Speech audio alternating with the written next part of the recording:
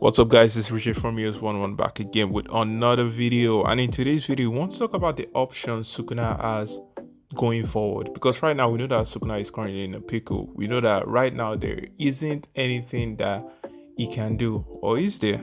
So, yeah, in this video, we just literally want to talk about 4 theories that has been on my mind for quite a while, and I just want to present it down. Then from there, we can chat up down in the comment section and we'll see where we can go with that. But before I start this video, I would like you guys to please sub, please like, and please share, and let's try to get this video to 50 likes. I would really appreciate it if we can reach that goal. So yeah, let's get right into this video. So the first theory I'm going to go for, and to me the most likely one that is going to happen, is going to be the box theory. The first time Sukuna used the course technique called box, we don't really know if the name of the course technique is called box, because when Sukuna revealed the technique for the first time, he told Gojo that he wasn't going to reveal the name of his course technique. Hence the reason why we call it box, because on the text it was a box that was there. Now, I believe that the ability of the box contains Sukuna's past stolen techniques, because one thing I do believe is that Sukuna has the ability to either copy or steal people's technique, and that's the reason why he was able to use the flame arrow from that chapter to defeat Gojo. Now the thing about it is, I believe going into next week, Sukuna is going to rely solely on the box. And one thing I have always been thinking about this fight was that this fight has always been something like a recreation of the 6 sides users versus the 10 shadows users, because one thing is Sukuna has just been leaning so hard on the 10 shadows, so it's going to be actually nice for him to use his own course technique that applies to him, use his own course technique that belongs to him. So I believe that starting from next week, Sukuna is going to use his shrine technique, and him using the shrine technique means he's going to use the box technique. But now there is another thing now to me, which is something that even I cannot answer.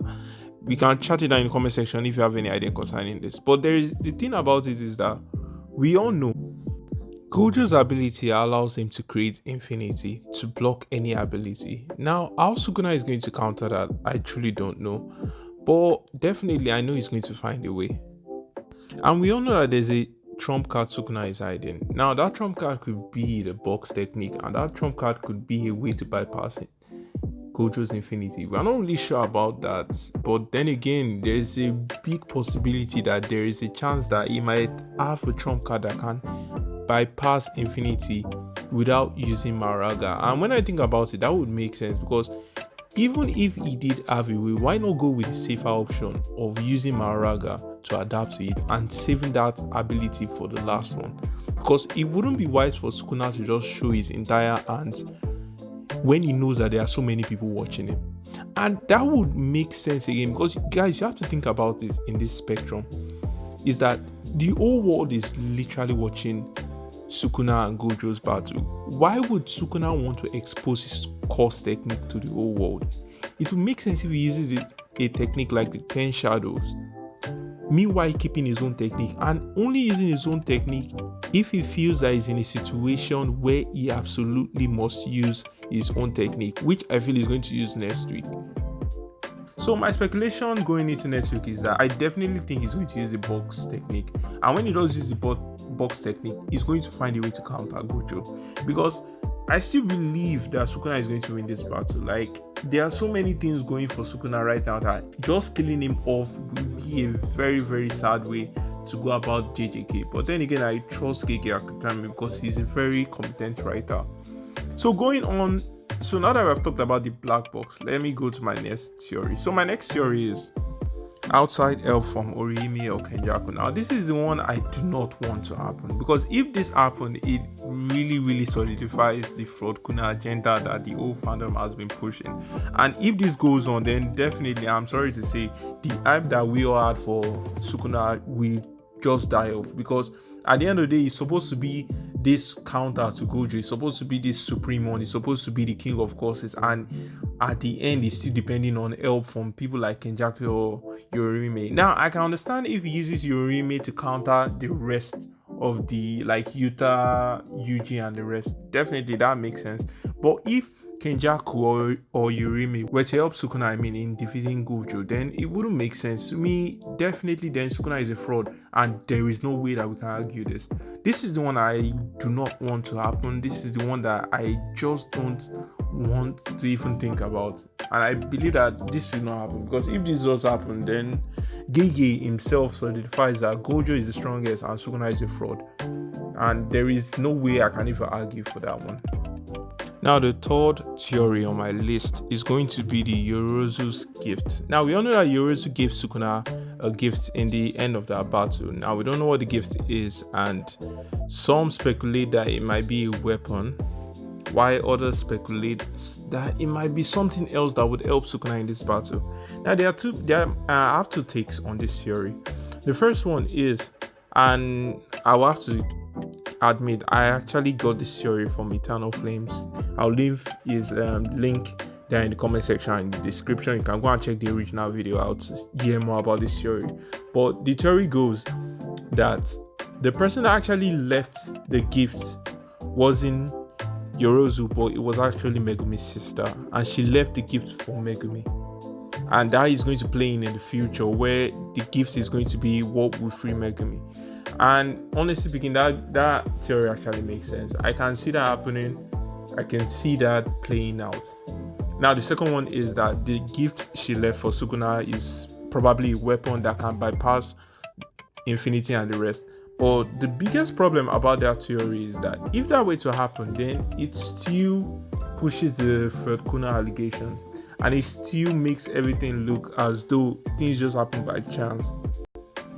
Because we have to look at it this way: everything that's happened up to now, we have been made known by Gege that everything has gone according to Sukuna's plan.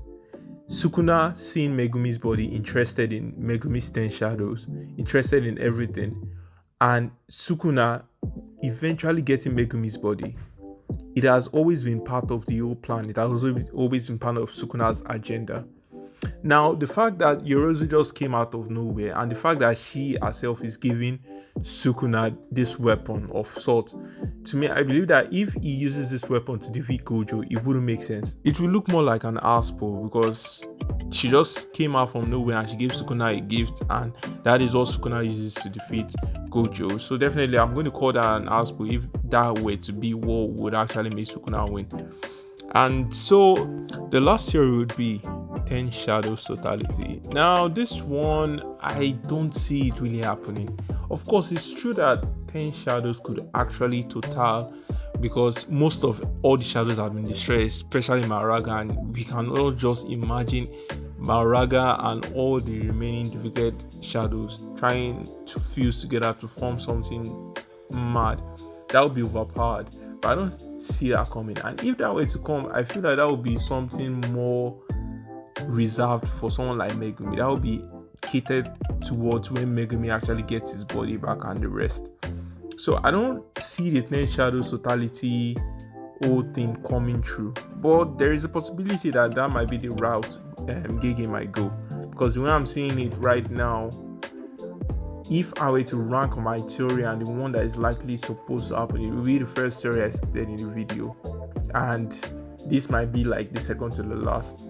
But then there is a huge possibility that 10 Shadows Totality might play a big role in defeating Gojo, and if that were to happen, it's still power for the cause. We can't call Sukuna a fraud because he's utilizing the 10 shadows the way the 10 shadows is supposed to be utilized. But there is now something that has always been on my mind for quite a while. Sukuna didn't take the 10 shadows because of Mahoraga. Like, a lot of people think that he took the 10 shadows because of Mahoraga, but I feel he took the 10 shadows because of the versatilities, the fact that you can store weapons in it, the fact that you can summon Shinigamis without using chant or incantation or anything like that. And so that is why I just don't think that throughout this battle, of course, yes, he has been depending on the 10 shadows. I feel that now that the 10 shadows has been taken care of, the only thing he can depend on is his course technique. And the reason I feel he wants the 10 shadows is because he knows, or he feels that the 10 shadow will complement his own course technique. So like that is why I feel that at the end of the day, the totality theory just wouldn't work out because, but then again, it's still possible. It's still possible. So I'm not canceling that out of my list. So yeah, that was just the few theories I thought of. I hope you did enjoy the video. I hope you did. Like, if you have any more theories, you can write it down in the comment section below, and definitely I'll be hoping to hear more from you in the comment section. Please, let's try to get this video to 10 likes. 10 likes is all I ask for. I really appreciate that. And yeah, that'll be all for today. I hope you do have a nice day.